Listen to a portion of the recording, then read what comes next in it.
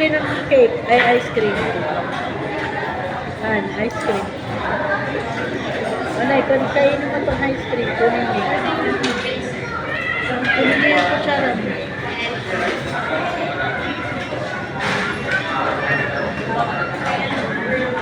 Bakit yung pampinakutsara mo?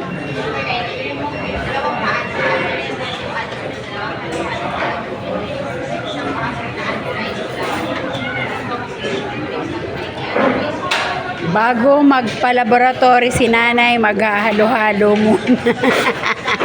Perfect ang gusto. Para ang result, mataas na sugar na naman.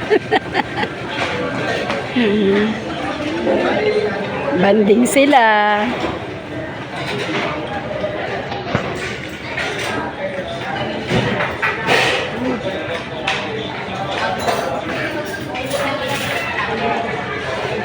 Ay, ayos na. Wala na. Banat na.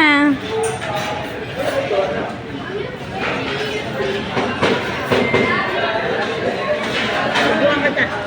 Nga. Ito na. Ayoko na. Nga. Ikaw ang mamanga. Ayoko nga.